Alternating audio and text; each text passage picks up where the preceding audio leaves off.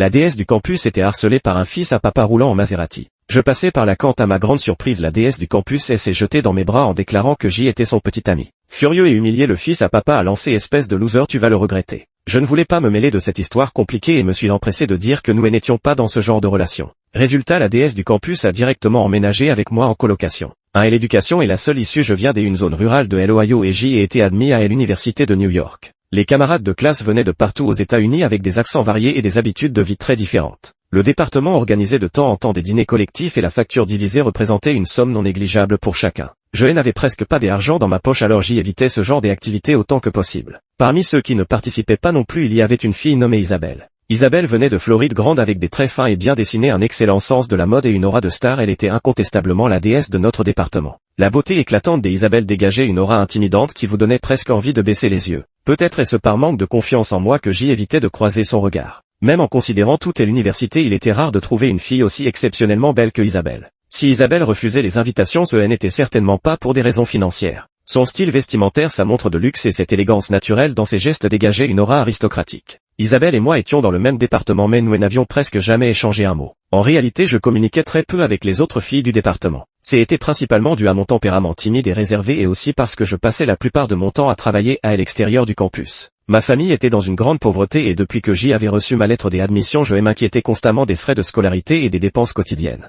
Heureusement, le conseiller du lycée m'a aidé à obtenir une bourse d'études qui m'a permis de vivre sans souci pendant ma première année à l'université, mais les années suivantes, je devrais me débrouiller seul. Je devais me serrer la ceinture et n'osant jamais manger à ma faim le matin un bagel et un café, à midi 2 hot dogs et les fruits n'étaient qu'un luxe occasionnel. Mes camarades me demandaient parfois pourquoi manges-tu si peu. Je répondais toujours avec un sourire évasif parce que j'y ai l'estomac fragile. Je ne voulais pas qu'ils connaissent ma situation précaire à mon âge, la dignité compte plus que de ne pas avoir assez à manger. En deuxième année, mes camarades étaient occupés à jouer, à sortir en couple et à faire la fête. Pour ma part, c'était essentiellement études, petit boulot et sommeil. Après avoir payé les frais de scolarité et le loyer, mon compte bancaire était vide, ce qui me causait une grande anxiété. Un matin, comme d'habitude, je partais en cours avec mon sac à dos en direction du bâtiment des salles de classe. En passant devant le gymnase, j'y ai vu un garçon en train de déclarer sa flamme à une fille avec une Maserati garée à côté de lui. Le trident emblématique sur le capot trahissait une fortune certaine chez ce jeune homme. La fille qui recevait cette déclaration n'était autre que Isabelle de notre département. Isabelle fronçait les sourcils et l'air visiblement agacée, cherchant à s'échapper tandis que le garçon lui bloquait le passage. Isabelle: je t'aime vraiment. Le garçon tendit les roses en disant ces mots. Laisse-moi tranquille, je t'en supplie, arrête de me harceler. Le garçon insistait. Pourquoi, qu'est-ce qui ne va pas chez moi? Isabelle répondit froidement: j'y ai déjà un petit ami. Quoi, depuis quand? Le garçon resta stupéfait, son visage se figea puis il attrapa le bras d'Isabelle. Isabelle se débattit pour se libérer de son étreinte. Carter, lâche-moi. Le visage torturé, le garçon nommé Carter et s'écria: tu m'as menti, tu n'as jamais eu de petit ami, explique-toi. De nombreux étudiants passant par là s'arrêtèrent pour observer la scène. Cela ne m'intéressait pas, alors je continuai à marcher vers le bâtiment universitaire. Isabelle m'aperçut, traversa précipitamment la foule et se jeta dans mes bras. Je fus pris au dépourvu, sentant la douce chaleur et le parfum envoûtant de la personne dans mes bras, complètement abasourdi. Voici mon petit ami, déclara Isabelle en me serrant fermement dans ses bras et s'adressant au garçon qui conduisait la Maserati. Cette femme, pour se débarrasser de ses avances, m'utilisait comme bouclier. Carter écarquilla les yeux, son visage exprimant une incrédulité totale. Je me suis ressaisi, ne voulant pas me mêler de cette histoire compliquée, alors j'y ai repoussé Isabelle, essayant de m'expliquer. À ce moment-là, Isabelle s'est soudain rapprochée de mes lèvres et m'a donné un léger baiser. Le regard de Carter est passé de la stupéfaction et de la confusion au désespoir. Il a serré les poings, a violemment jeté les roses qu'il tenait à terre et leur a marché dessus à 2 reprises, libérant ainsi sa rage et son mécontentement. Espèce de loser, ose me voler ma femme, tu vas voir. La Maserati rugit avant de s'éloigner dans un nuage de poussière. Parmi la foule, des camarades de notre département me lançaient des regards envieux mêlés de stupéfaction et d'incrédulité. Isabelle passa son bras sous le mien et déclara: allez en cours. Je lui rappelle, il est parti, inutile de continuer à jouer la comédie. Isabelle a l'air désolée, mais elle garde mon bras accroché au sien jusqu'à ce que nous entrions dans le bâtiment de l'université, où elle le lâche enfin. Quel est ton numéro de téléphone, demande Isabelle. À l'université et dans mon département, je reste discret sans me faire remarquer, menant une vie modeste. Maintenant, je me retrouvais sans raison à servir de bouclier pour elle, ce qui me contrariait profondément.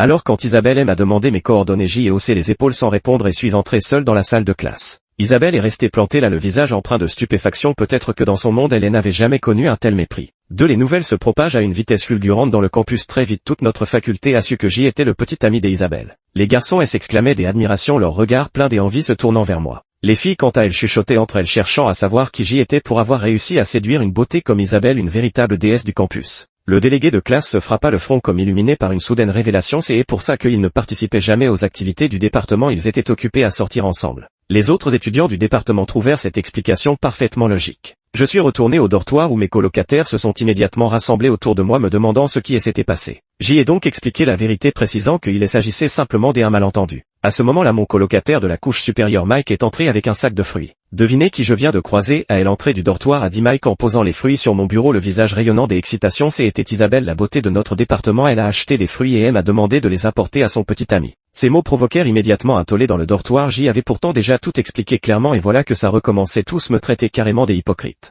Léo, t'es vraiment un vieux, comment t'as pu choper une meuf comme ça? Mon nom complet est Leonardo, c'est pourquoi tout le monde m'appelle Léo. Je regardais le sac de fruits ne sachant vraiment pas quoi dire sur le moment. Certaines choses ne peuvent être expliquées clairement, les gens préfèrent croire aux rumeurs. Le soir, après avoir fini mon travail à temps partiel, je prends le métro pour retourner à l'université. En chemin, je reçois une demande des amis avec la mention Isabelle. J'y ai hésité un moment, mais comme c'était une camarade de classe, j'y ai finalement accepté la demande. Isabelle m'a envoyé un message: tu es libre ce soir, on pourrait se voir. Ces derniers jours, toute la faculté raconte que nous sommes en couple, ce qui me cause pas mal de soucis et je pense que c'est pareil pour elle. Donc elle doit vouloir me parler pour dissiper ce malentendu. J'y ai accepté de la rencontrer au parc Washington Square où il y a des bancs pour s'asseoir et discuter. Je suis arrivé au parc, Isabelle était déjà assise là à m'attendre. Je me suis assis en face d'Isabelle et j'y ai remarqué qu'il y avait 2 boissons posées au milieu du banc. Isabelle m'a tendu une boisson, c'est le nouveau latte à la noix de coco du café de l'université, c'est plutôt bon goût. J'y ai pris la boisson, elle est posée à côté et dit merci. Léo, tu as une petite amie, demanda Isabelle en me regardant fixement. Non, Isabelle sembla soulagée et dit ouf, j'espère que je ne t'ai pas causé de problème ou des ennuis ce jour-là. J'y avais envie de râler un peu mais les mots me restèrent en travers de la gorge et je me contentais de dire ce n'est rien. Léo, je suis vraiment désolé. Isabelle marqua une pause avant de poursuivre. Ce jour-là j'y étais pressé et je t'ai entraîné dans cette histoire pour me couvrir face à ce type, mais je n'avais vraiment aucune arrière-pensée. Quel autre sens, demandai je. C'est juste que Isabelle baissa la tête et mordit sa lèvre avant de poursuivre. Nous ne sommes pas vraiment en train de sortir ensemble. Oh, ne t'inquiète pas, je comprends parfaitement. Ce fils de riche avait raison, j'y étais vraiment un loser. Comment osais-je espérer une déesse comme elle? Non seulement je n'avais pas le droit d'espérer, mais je n'osais même pas y penser dès mon entrée à l'université. Je n'avais jamais eu l'intention de me mettre en couple. Dans ce monde, les besoins des êtres humains sont hiérarchisés. Pour quelqu'un comme moi qui ne sait pas où sera son prochain repas, la priorité absolue est de résoudre le problème de survie. Je dois travailler pour gagner mes frais de scolarité et de subsistance, le reste n'a aucune importance. Ce n'est pas que je n'aime pas les femmes en tant que jeune homme fougueux et plein de vigueur qui n'aurait pas de désir envers le sexe opposé. Mais pour moi il faut se contenir et se réprimer à mon niveau déjà submergé par mes propres problèmes. Parler de sentiments serait présomptueux, blessant autant pour moi que pour les autres. Isabelle et moi étions assis là à nous regarder en silence pendant un moment. Entre elle et moi il n'y avait vraiment pas grand chose à dire. Je me suis levé en disant je vais rentrer, alors merci pour le latte. Et attends une seconde, j'y avais déjà fait quelques pas quand Isabelle me rappela. Je me retournai perplexe, il y a autre chose. Léo, j'y aurais encore besoin de ton aide. Pour un moment le visage d'Isabelle rougit légèrement comme gêné. Je veux dire, en apparence on reste un couple mais en réalité on ne s'immisce pas dans la vie de l'autre. Je restai interdit avant de répondre, je ne pense pas que ce soit une bonne idée. Isabelle demanda précipitamment, tu cherches une petite amie en ce moment? Ce n'est pas ce que je veux dire, répondis-je en secouant la tête. Si cela continue ainsi, cela deviendra gênant pour nous deux. Je veux simplement terminer mes études universitaires tranquillement sans me mêler de tes affaires. Isabelle s'avança pour tirer sur le PAM de ma veste, je t'en supplie. Chaque jour j'y étais très occupé et fatigué, surtout le week-end. Le soir lorsque je rentrais au dortoir, ils avaient généralement déjà éteint les lumières. J'y ai acheté un ordinateur portable d'occasion et pendant mon temps libre j'y apprends un peu la programmation. Isabelle achetait de temps en temps des fruits et des yaourts qu'elle faisait livrer à mon dortoir pour les déposer sur mon bureau. Avec le temps ça s'est accumulé, ne pouvant tout manger seul, j'y ai partagé avec mes colocataires. J'y ai envoyé un message à Isabelle, arrête d'en acheter, mes colocataires bavardent beaucoup et ça pourrait nuire à ta réputation. Isabelle envoya un emoji curieux, tu as l'air très occupé, on ne te voit jamais, qu'est-ce que tu fais dehors? Je n'avais pas envie de lui expliquer, alors je n'ai pas répondu. Le lendemain matin après les cours, Isabelle m'a appelé dans le couloir. Isabelle boudeuse dit, c'est quoi ton problème, tu ne réponds même pas à mes messages, c'est vraiment impoli. Je me justifiais, hier soir j'y étais trop fatigué. Bon d'accord, je sais que tu me traites comme de LR mais fais au moins semblant, comment est-ce que je me comporte avec toi? Je restais interdit ne sachant comment répondre. Isabelle ajouta, tu es libre cet après-midi, on pourrait aller à Bermountain et au retour on irait voir un film, c'est moi qui t'invite. Je secouai la tête, j'y ai des choses à faire cet après-midi, qu'est-ce que tu pourrais bien avoir à faire? Isabelle sembla se fâcher, le visage fermé et dit d'un ton glacial, je n'ai jamais rencontré quelqu'un comme toi, tu aimes à aider, c'est vrai mais on est camarades de classe et amis, il n'y a pas besoin d'être aussi distant. Je n'ai eu des autres choix que d'être honnête, j'y ai un petit boulot à l'extérieur. Combien tu peux gagner en une demi-journée, demanda Isabelle. Je réfléchis un instant et dis environ $100. Je t'en donne 500, prends un jour de congé. Non, je préfère ne pas y aller, ça va perturber les plans des autres. Isabelle m'interrompt et dit, je t'en donne 1000. Je me sens insulté mais je n'ai pas envie de discuter avec elle. J'y ai envoyé un message à mon collègue de travail à temps partiel pour qu'il me remplace. Je ne veux pas de ton argent, j'y ai soupiré avant d'ajouter, on se voit devant l'école cet après-midi. L'après-midi nous avons pris le métro pour nous rendre au parc des États de Bermountain. En chemin Isabelle m'a regardé et a demandé, tu as vraiment besoin d'argent? Je suis un peu sans voix, qui n'a pas besoin d'argent franchement. Isabelle reste silencieuse un moment avant de dire, je pense que le temps à l'université devrait être consacré aux études, bien sûr participer à quelques activités associatives c'est bien aussi, mais si on passe la majorité de son temps à faire des petits boulots c'est mettre la charrue avant les bœufs. Ses paroles avaient un peu l'air de dire qu'il mange de la brioche. Je hausse les épaules incapable de trouver une réponse à lui faire. Isabelle demanda à nouveau tu n'es pas mal non plus comment se fait-il que tu n'es pas de petite amie. Je ne pouvais pas vraiment lui expliquer ma situation embarrassante alors j'y ai trouvé une excuse en disant que ma famille ne me permettait pas de sortir avec quelqu'un. Isabelle soupira mes parents non plus ne me laissent pas avoir de petite amie. Je fus surpris j'y avais inventé cette excuse mais apparemment c'était vraiment son cas. Pourquoi ne pas te laisser chercher réfléchit Isabelle avant de répondre sans doute parce qu'il a peur que je me fasse avoir. Je fis un petit haut et n'ajoutai rien de plus la montagne Xion n'était pas haute mais l'ascension s'avérait plutôt difficile.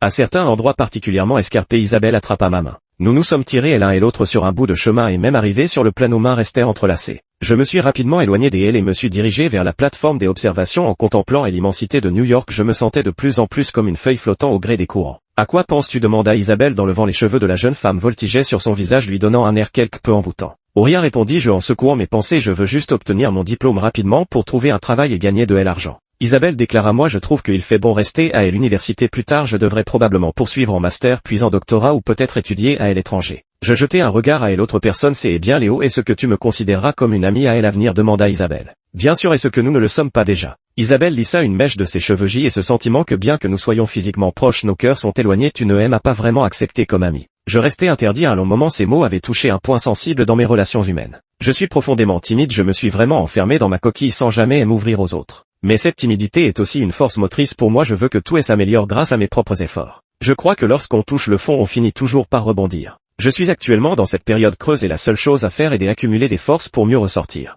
On dit que les enfants sans parapluie doivent courir de toutes leurs forces incapables de s'arrêter pour admirer le paysage comme les autres. Pourquoi ne dis-tu rien demanda Isabelle. Mon regard se porta à nouveau vers l'horizon un léger brouillard flottait dans l'air semblable à une gaze ou à de la fumée donnant à la ville une apparence floue et irréelle. Je déclarai calmement si tu ressens cela c'est que nous n'appartenons pas au même monde. Qu'est-ce que tu veux dire par nous ne sommes pas du même monde Isabelle releva légèrement le coin de ses lèvres mécontente tu fais des mystères tu parles par énigme avec des détours je n'aime pas ça. Je souris sans répondre mes émotions et mon état d'esprit n'était probablement pas à sa portée. Isabelle me dévisagea fixement à vrai dire cette mélancolie et cette tristesse sur ton visage ont quelque chose de viril avoue-moi certaines filles de notre département ont-elles essayé de sortir avec toi. Assez de commérages l'éludé je merci Isabelle de m'avoir amené ici aujourd'hui debout sur cette terrasse des observations à regarder l'agitation lointaine de la ville on a l'impression d'être loin du tumulte du monde. Tu ferais mieux de te faire moine nous étions de retour à l'université il était déjà plus de 20 heures. Isabelle voulait encore aller voir un film et m'a demandé de l'accompagner. Je trouvais que regarder un film à deux n'était pas approprié c'était un rendez-vous entre amoureux. Isabelle et moi nous ne faisions que jouer une comédie. L'après-midi dans la montagne alors que je tenais sa main mon cœur s'est mis à battre la chamade. Les sentiments c'est comme la boîte de Pandore il ne faut pas l'ouvrir. Chaque sourire chaque froncement de sourcils d'Isabelle s'imprimait dans mes yeux et s'ancrait dans mon cœur. Je me rappelais ma situation actuelle et l'énorme fossé qui nous séparait je ne devais en aucun cas m'y laisser prendre. Elle et moi nous n'étions qu'un couple de noms il ne fallait pas prendre cela au sérieux ni y prêter trop d'attention encore moins en faire une affaire d'État. Je déclarai alors il se fait tard je suis un peu fatigué aujourd'hui allons nous reposer tôt nous regarderons un film une autre fois. Isabelle parut déçue et soupira d'accord une autre fois mais on ne sait jamais quand ce sera. 4 Je ne voyais pas souvent Isabelle la plupart du temps c'était en cours où elle s'asseyait toujours à côté de moi en m'apportant un café. Cela faisait bien des envieux parmi les autres garçons de la faculté je suppose qu'il y avait pas mal de prétendants secrètement amoureux d'Isabelle il devait en grincer des dents. Cependant depuis une semaine Isabelle assistait moins souvent aux cours. Une fois elle quitta la salle au milieu du cours assis près de la fenêtre je la vis sortir en hâte du bâtiment universitaire où un grand garçon séduisant vint à sa rencontre ils échangèrent quelques mots avec une intimité évidente avant de s'éloigner côte à côte vers l'entrée du campus. Je ramenai mon regard à l'intérieur le cœur transpercé d'une douleur aiguë suivie d'une vague d'amertume et de désarroi. Isabelle devait avoir un petit ami moi le faux j'y arrivais au bout du chemin.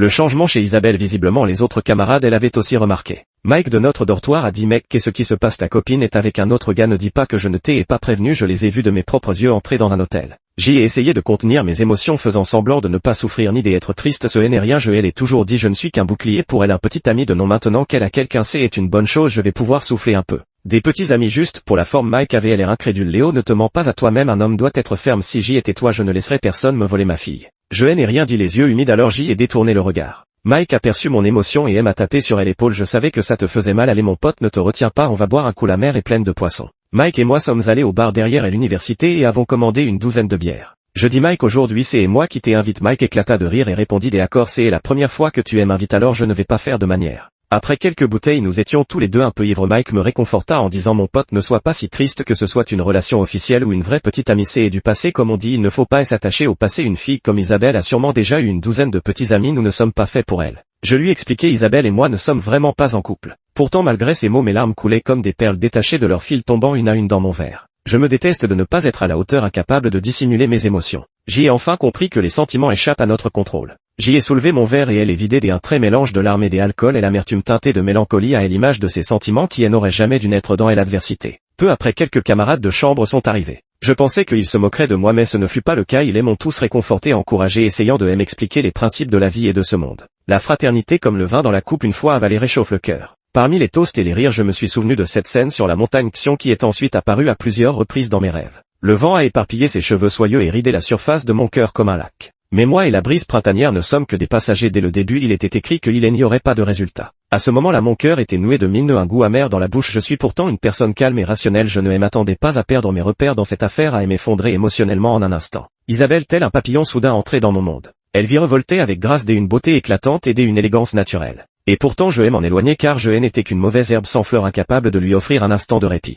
Je devrais dire que je l'ai toujours évité. Maintenant qu'elle est vraiment partie, je me sens si triste. Le soir quand le bar a fermé, nous nous sommes séparés laissant derrière nous une mer de bouteilles vides. Nous nous soutenions les uns les autres titubant de manière désordonnée sur la route. La lumière orange des réverbères allongeait nos ombres sur le trottoir. À un coin de rue se trouvait le meilleur hôtel 5 étoiles aux alentours de l'université. À ce moment-là un couple sorti de l'hôtel côte à côte, c'était Isabelle et le garçon que j'y avais vu plus tôt dans la journée. En me voyant titubant, Isabelle fronça les sourcils et elle s'approcha pour demander ça va, comment as-tu pu te mettre dans un état pareil? Je secouai la tête et le visage d'Isabelle devint plus net, elle semblait encore très inquiète à mon sujet. Je dis ça va, ce n'est pas ton problème. Isabelle dit alors quelques mots au garçon à côté d'elle qui hocha la tête avant de retourner à l'hôtel. Isabelle me prit par le bras et demanda Léo, tu peux encore, je te raccompagne. Je les repoussé d'un geste brusque, occupe-toi de tes affaires. J'y avais bu et ma main n'avait plus de mesure, peut-être avais-je été trop violent. Isabelle perdit l'équilibre, chancela et tomba lourdement au sol. Levant les yeux vers moi, Isabelle avait les larmes aux yeux, le visage empreint d'une profonde tristesse. Je restai là chancelant, hésitant un instant, puis je tournai les talons et partis. Le lendemain, une fois l'ivresse dissipée, Isabelle m'avait laissé plusieurs messages me demandant de l'appeler à mon réveil.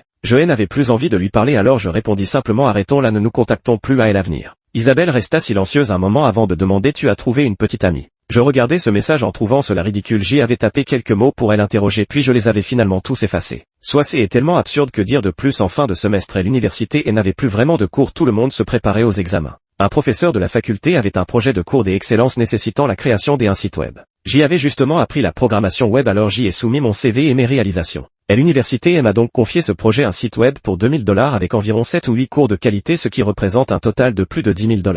Ainsi mes frais de scolarité pour les 2 prochaines années étaient assurés. Un jour j'y avais rendez-vous avec le professeur Miller de l'université au centre étudiant pour discuter de la conception du site web. Le professeur Miller avait une réunion imprévue et m'a demandé de l'attendre un moment. À ce moment-là, Lily, une camarade de classe de notre département, passait par là, me voyant assis seul à rêvasser, elle m'a demandé si je voulais jouer au badminton avec elle. Comme je n'avais rien de prévu, je suis sorti du centre étudiant avec Lily pour jouer sur un terrain vague à côté. Je fais rarement du sport, alors après un moment à jouer, j'y étais en sueur. La sueur me coulait dans les yeux provoquant une douleur piquante et je me suis empressé de les frotter. Lily s'avança vers moi me tendant une bouteille d'eau minérale d'une main et essuyant la sueur sur mon front avec un mouchoir de l'autre. Isabelle arriva à ce moment-là sans que je m'en aperçoive, juste à temps pour assister à la scène. Isabelle resta un instant figée puis marcha droit vers moi et s'empara de la bouteille d'eau dans ma main, dévissa le bouchon et me jeta l'eau au visage. Je me retrouvai trempé de l'eau coulant sur mon front, dans mes cheveux et sur ma chemise. Qu'est-ce que tu fais, demandai-je avec colère. Isabelle répondit calmement, tu as l'air d'avoir chaud, je te rafraîchis un peu, tu joues encore contre moi dedans. Lily, connaissant la relation entre moi et Isabelle, ne put s'empêcher de ressentir un certain malaise. Elle dit timidement bon, je vous laisse jouer, je m'en vais Léo et n'oublie pas de me rendre la raquette.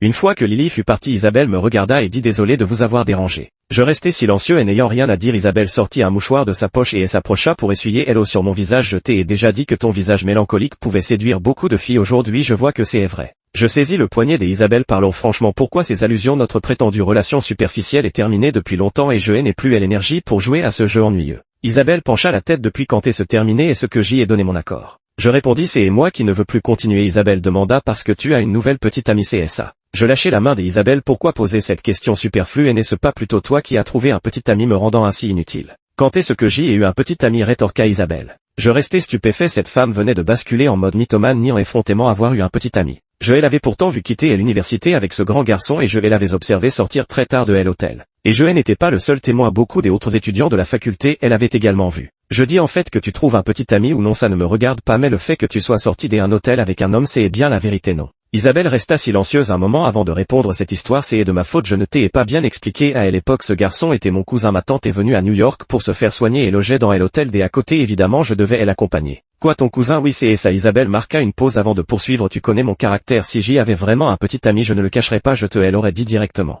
Je restais planté là, les pensées en désordre, ne sachant quoi répondre. Ces derniers jours mes émotions ont connu des hauts et des bas. Maintenant que j'y ai enfin réussi à m'en sortir et l'autre partie dit que c'était un malentendu. Quoi qu'il en soit que tout cela se termine, ce n'est pas que Isabelle est un problème, c'est juste que ce jeu je ne peux pas me le permettre. Tout était censé être faux, pourtant je m'y suis profondément enfoncé, je fais semblant de ne pas souffrir ni d'être triste mais je suis plus fragile que je ne le pensais. Isabelle, nous n'étions pas vraiment en couple dès le début et nous avions convenu de ne pas nous mêler de la vie de l'autre. Je poussais un soupir et avouai mais je me rends compte que je n'y arrive pas, alors arrêtons ça, épargne-moi et épargne-toi aussi. Isabelle me regarda droit dans les yeux. Alors ce soir-là tu étais si ivre parce que tu croyais que j'y avais un petit ami, puis-je en déduire que tu as développé de vrais sentiments pour moi? Ce n'est pas vrai, tu mens. Isabelle s'approcha et m'enlaça soudainement. Tu fais juste le fier, c'est tout. Isabelle, arrête, je la repoussai, tout cela appartient au passé. Isabelle me caressa le visage et dit maintenant je te donne une chance de devenir mon vrai petit ami, tu acceptes? Je plongeai mon regard dans ses yeux pleins d'espoir, ressentant une vague d'émotions tumultueuses en moi. Avoir une petite amie comme Isabelle était le rêve de nombreux garçons. Je ne faisais pas exception et j'y avais même sombré profondément dans ce désir, incapable de m'en détacher.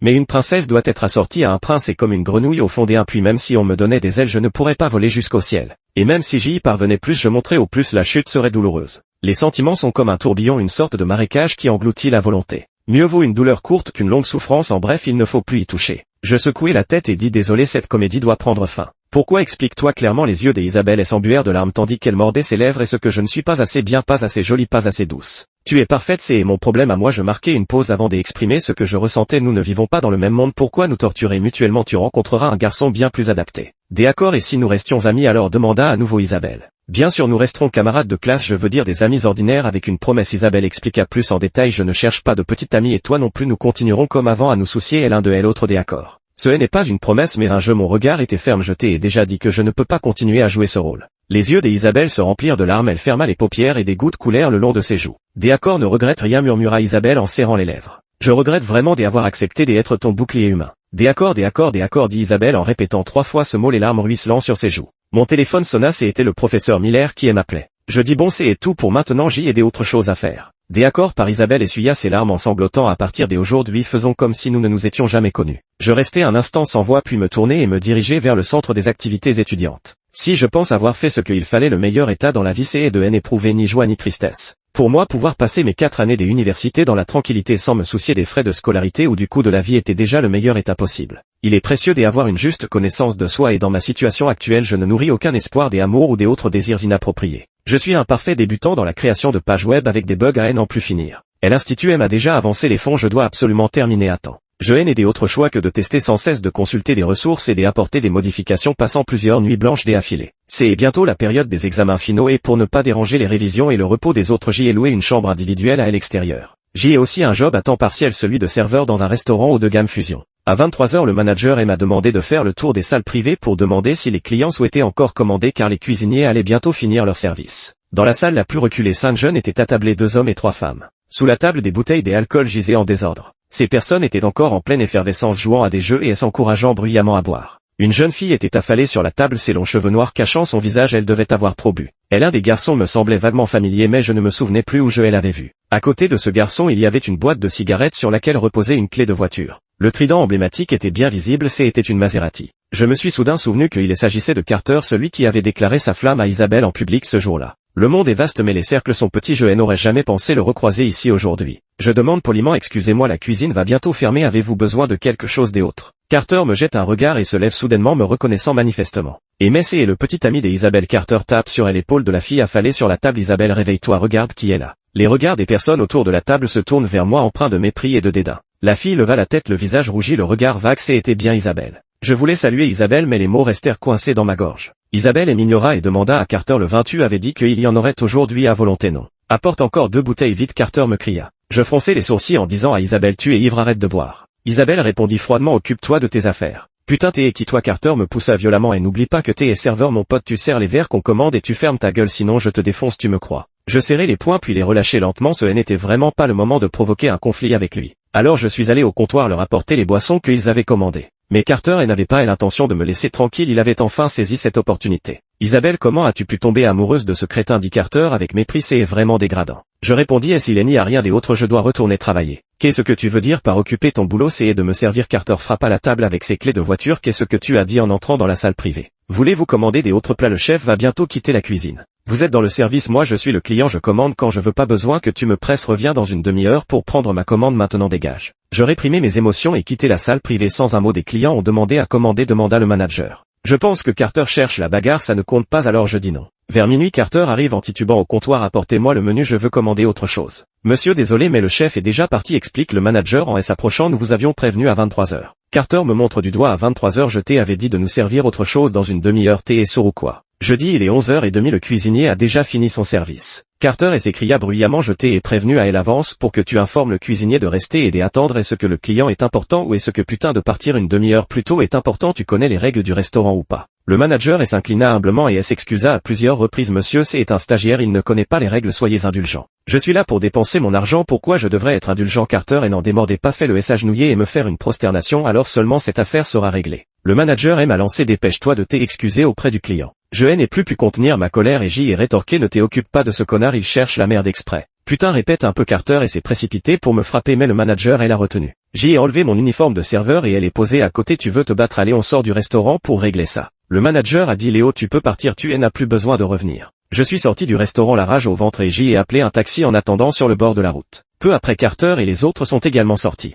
Isabelle était ivre, soutenue par deux autres filles, les yeux fermés, titubant à chaque pas. Une voix féminine cria Carter, viens vite aider Isabelle, va s'effondrer, on n'arrive plus à la tenir à nous deux. Carter s'avança pour attraper Isabelle mais celle-ci le repoussa. Isabelle fronça les sourcils et dit ne me touche pas. Carter se tint à l'écart vexé et appela le chauffeur de remplacement, dépêche-toi. Un autre homme s'approcha de Carter et lui tendit une cigarette. Frérot, t'as de la chance, cette nana est vraiment pas mal. Carter eut un petit rire sournois, pour l'instant c'est encore un peu tôt. Ça vient en couchant ensemble, saisis ta chance ce soir. Environ 5 ou 6 minutes plus tard, le conducteur de remplacement arriva. Carter aida Isabelle à monter dans la Maserati tandis que les autres prenaient une autre voiture avant de se séparer. Je dis au chauffeur de taxi, suivez cette Maserati et s'il vous plaît. La Maserati se dirigea vers notre université mais passa devant sans s'arrêter pour finalement se rendre à l'hôtel 5 étoiles voisin. Dans le parking de l'hôtel, une fois la voiture arrêtée, le conducteur remplaçant parti. Carter soutint Isabelle pour l'aider à descendre de la voiture, la portant à moitié vers l'hôtel. Isabelle s'appuyait contre l'épaule de Carter, le visage pâle, les yeux fermés, les bras pendants et sans connaissance. Je sortis du taxi et les suivis. Le réceptionniste de l'hôtel demanda monsieur combien de chambres souhaitez-vous?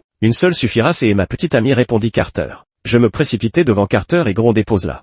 Mon apparition fut soudaine. Carter resta figé sur place et la réceptionniste de l'hôtel ne savait pas quoi faire non plus. Putain, le plouc. Carter ayant reconnu que c'était moi explosa de rage, tu cherches la mort connard. Je répétai d'un ton sombre pose là. Carter déposa Isabelle sur le canapé du hall de l'hôtel puis se précipita vers moi en brandissant ses poings. Je n'esquivai pas, attrapé son poignet d'une main et ripostai d'un coup de poing en plein visage. Carter s'effondra au sol, le nez en sang et l'hémorragie était abondante. Il essuya son nez d'un geste, ce qui ne fit qu'étaler le sang sur tout son visage et ses mains. Carter se tordait de douleur sur le sol, le visage entre les mains en hurlant. Sans prêter attention à Carter, je suis allé chercher Isabelle, elle est prise dans mes bras et suis sorti de l'hôtel. J'y ai appelé un taxi et conduit Isabelle jusqu'à l'appartement que je louais. J'y ai aidé Isabelle à s'allonger et lui ai tiré la couverture. Je me suis fait un lit par terre et me suis retourné toute la nuit sans fermer l'œil. Je savais que j'y avais fait une bêtise. Le lendemain, Isabelle s'est réveillée et est descendue du lit encore ensommeillée. Elle n'avait probablement pas vu le sol et m'a marché dessus, perdant l'équilibre avant de tomber par terre. J'y ai reçu un coup de pied puis un autre en étant écrasé. J'y étais complètement sonné. Je me suis précipité pour m'asseoir tenant toujours une femme dans mes bras. Léo, pourquoi es-tu par terre? Demanda Isabelle visiblement choquée. Et où sommes-nous? C'est l'appartement que je loue. Je lui ai expliqué en gros ce qui s'était passé la veille. Hier soir tu étais avec Carter et les autres tu étais ivre, alors je t'ai ramené ici, sinon Carter et sa bande auraient profité de toi. Isabelle baissa les yeux, son visage s'empourprant. Merci de m'avoir sauvé. Elle me regarda droit dans les yeux. Alors Léo, tu n'as toujours pas pu m'oublier, n'est-ce pas? Je ne veux absolument pas que tu sois blessé. J'y ai soupiré en disant cela à l'extérieur du restaurant. J'y ai entendu ce que tu as dit en repoussant Carter. J'y ai compris que tu ne l'avais pas accepté, c'est pourquoi je suis intervenu. Vous n'avez pas eu de conflit? Demanda Isabelle en fronçant les sourcils. J'y ai gardé le silence un moment avant de répondre. On s'est battu mais ça va. Isabelle a caressé mon visage et l'important c'est que tu ne sois pas blessé. Je pensais à Carter allongé par terre, le visage couvert de sang et un sentiment d'inquiétude m'envahit. Isabelle posa sa tête contre ma poitrine. Ces derniers jours sans moi pour t'embêter, tu t'en es plutôt bien sorti. Ça allait, Isabelle grogna, si je ne pouvais pas sentir ton cœur battre, j'y aurais cru qu'il était en pierre. Je me redressai très sérieux. Isabelle, écoute-moi. J'y allais m'expliquer quand Isabelle m'a coupé la parole en posant ses lèvres sur les miennes, me laissant l'esprit complètement vide. La dernière fois je t'ai fait boire jusqu'à l'ivresse, cette fois c'est moi qui suis inconscient. Nous sommes quittes. Isabelle me regarda avec tendresse avant d'ajouter à l'avenir cessons de nous torturer mutuellement. Des accords. Je poussai un soupir ne sachant quoi répondre. Le matin même, Isabelle et moi étions allés étudier ensemble à l'université. À peine arrivés devant le bâtiment des cours, nous fûmes interceptés par deux individus. L'autre personne a présenté son badge. Nous sommes des officiers de police du commissariat local, vous êtes soupçonnés de coups et blessures, suivez-nous. J'y ai hoché la tête et répondu calmement des accords. Isabelle était choquée, les larmes aux yeux, et m'a agrippé le bras en demandant Léo, qu'est-ce qui s'est passé? J'y ai frappé Carter. Nous sommes arrivés au commissariat avec Isabelle où nous avons chacun fait une déposition. Après avoir terminé notre déposition, un policier d'une cinquantaine d'années nous a appelé Isabelle et moi à part. Les résultats du diagnostic de Carter à l'hôpital sont tombés: fracture nasale. Le policier marqua une pause avant de poursuivre. Vous ne réalisez peut-être pas ce que cela implique dans ce genre de cas. Si l'évaluation des blessures confirme le diagnostic, vous pourriez être accusé d'agression au 3e degré. Je ne pus retenir un sifflement d'effroi, sentant mon cœur battre à tout rompre. Isabelle s'empressa de demander une agression au 3e degré. C'est grave comment? Sur le plan juridique, cela constitue un délit pénal, poursuivit l'officier en expliquant: je vous dis cela parce que vous êtes encore étudiant. Dépêchez-vous d'aller négocier une réconciliation avec la victime. Dès que le procureur décidera de porter plainte, nous procéderons à votre arrestation officielle. Un frisson glacé me parcourut et l'échine m'envahissant d'une peur paralysante. La nuit dernière, j'y avais agi sous le coup de l'impulsivité, commettant une grave erreur. Si je suis condamné, mes études seront ruinées, tout sera perdu. J'y ai toujours vécu discrètement, faisant preuve de prudence en toutes choses et évitant autant que possible les complications avec les femmes. Pourtant j'y ai fini par sombrer à cause d'une femme, même si en vérité on ne peut pas reprocher cela à Isabelle. Le visage d'Isabelle avait blêmi, elle avait compris la gravité de la situation. Officier, où se trouve Carter? Demanda Isabelle. À l'hôpital près de votre université. Nous avons pris un taxi avec Isabelle pour nous y rendre et avons rencontré Carter dans la chambre des hôpitaux.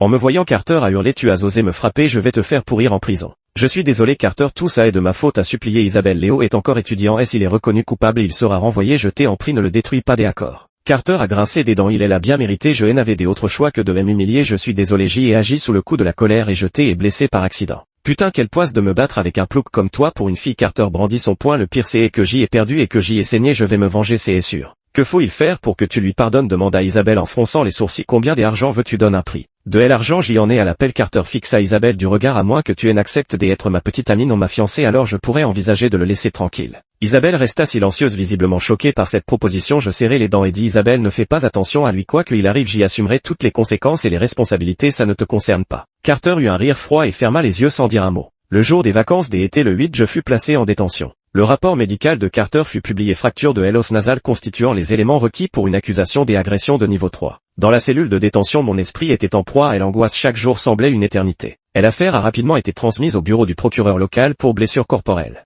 Je pensais que ma vie était sûrement finie, je viens d'un milieu modeste, j'y ai trahi les attentes de mes parents et mes propres efforts. Durant ces 2 années à l'université, j'y ai travaillé avec assiduité, partant tôt et rentrant tard. On peut dire qu'il n'y a pas eu un seul jour où j'y ai vécu dans l'oisiveté. Pourtant tout cela s'est envolé en fumée avec ce coup de poing. Je me sentais un peu coupable d'avoir été si impulsif, je pensais que je n'aurais pas dû m'occuper des affaires d'Isabelle et même que je lui en voulais un peu. Mais en y repensant, dans une telle situation je devais me porter à son secours, comment aurais-je pu la regarder se faire maltraiter? Mon cœur était tiraillé entre le remords et la contradiction, dans un état d'agitation permanente. Entre Isabelle et moi il n'y aurait probablement pas d'avenir. Après tout, nous n'appartenions pas au même monde, comme 2 étoiles filantes qui se croisent dans le ciel avant de se perdre à jamais. Pendant cette période, un avocat est venu me voir, envoyé par Isabelle. En partant, l'avocat m'a dit: Isabelle m'a chargé de vous transmettre un message, elle fait tout son possible pour vous aider et quoi qu'il arrive elle sera à vos côtés. Je hochai la tête, le cœur réchauffé. 1 semaine plus tard, je reçus la décision de non-lieu du bureau du procureur. La victime a présenté une déclaration de réconciliation. Cette affaire remplit les conditions pour un non-lieu, déclara le procureur après avoir lu la décision. Vous pouvez sortir maintenant. Quoi? Carter a présenté une déclaration de réconciliation? Je me souvins de l'attitude de Carter à l'époque et n'en crus pas mes oreilles.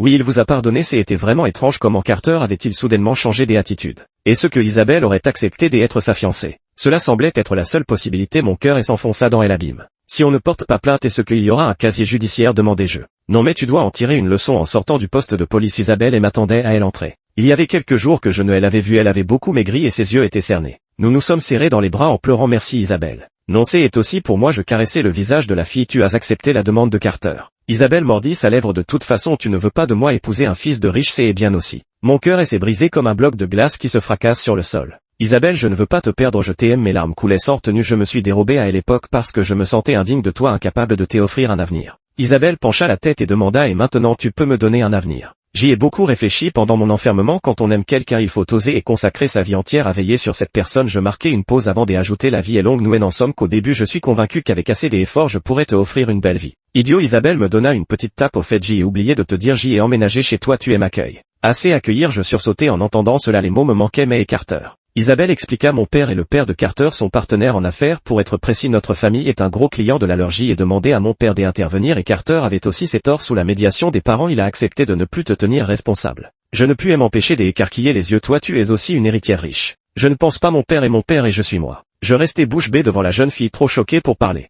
Isabelle éclata de rire. Ne te mets pas trop la pression, mes parents sont d'accord que je passe du temps avec toi, tu n'as que à être gentil avec moi et l'avenir, et surtout arrête de te dévaloriser. Tu sais quelle est la phrase que je déteste le plus chez toi? Je réfléchis un moment avant de répondre: nous ne sommes pas du même monde. Isabelle s'appuya contre mon épaule et me mordilla doucement. Tu as eu du flair. Nos regards se croisèrent échangeant 1000 mots sans en prononcer un seul. 9. Nous sommes retournés dans mon studio et l'espace semblait métamorphosé, drap neuf aussi immaculés, rideaux et meubles flambant neufs. Je me sentais déplacé comme si j'y avais pénétré chez un inconnu. Bien sûr, ce qui était encore plus déroutant, c'était de partager soudainement un appartement avec une superbe beauté. Non pas juste partager un appartement, dans cette pièce il n'y avait qu'un seul lit, ce qui signifiait qu'on vivrait ensemble. Je me grattai la tête et demandai Isabelle où est-ce que je dors. Isabelle me lança un regard noir. Tu aimes bien dormir par terre? Non, alors tu continueras à dormir par terre. D'accord, je vais chercher du papier journal. Ah, viens ici. Isabelle s'arrachait les cheveux en proie à une crise de folie. Je ne te supporte plus, viens, laisse-moi te mordre. Je me suis résigné et me suis assis à côté de la fille. Donne-moi ton bras, ordonna Isabelle. J'y ai hésité un instant avant de tendre mon bras vers elle. Isabelle a attrapé mon bras et elle m'a mordu avec force pour de vrai. Je ressentis une douleur lancinante, une douleur qui me transperçait le cœur. Cette femme, elle était vraiment comme un chien. Comment allions-nous pouvoir cohabiter à l'avenir? Tu as retenu la leçon, demanda la jeune fille. Quelle leçon? Isabelle déclara avec colère. Il ne faut surtout pas que j'y ai l'impression que tu es la femme et moi est l'homme. Je suis ta petite amie, alors cesse d'être si réservé. Des accords. Je frottais mes mains l'une contre l'autre et éclatai un rire sournois. Dans ce cas, je ne vais pas me gêner avec toi. Isabelle ferma les yeux et ordonna embrasse-moi. Je rassemblai mon courage, pris Isabelle dans mes bras, contemplai son visage délicat et penchai la tête pour effleurer doucement ses lèvres. Mon cœur battait plus vite, le temps semblait ralentir, mes mains tremblantes défirent un à un les boutons du vêtement d'Isabelle. Isabelle attrapa ma main et demanda m'aimes-tu? Je dis à l'amour. Quand m'as-tu aimé? Sur la montagne des ours, quand le vent a ébouriffé tes cheveux. Isabelle lâcha ma main, un léger sourire aux lèvres. Alors montre-moi à quel point tu m'aimes. La vie est comme une pièce de théâtre, le théâtre comme la vie, un monde à deux, un moment de plaisir éphémère. J'y ai à peine de quoi vivre, alors ce genre d'activités je les évite autant que possible. J'y ai eu un moment d'étourdissement, je me suis pincé et ça faisait vraiment mal. Je ne rêvais pas, j'y avais vraiment séduit la déesse de notre université, la fille d'une famille richissime. Et ce que je vais devenir un gigolo maintenant? Non, je dois continuer à me battre. Je me suis soudain souvenu que le site web de cours de qualité que j'y avais promis de réaliser pour l'institut n'était toujours pas prêt. Je me suis précipité pour me relever et me remettre à coder. Fin.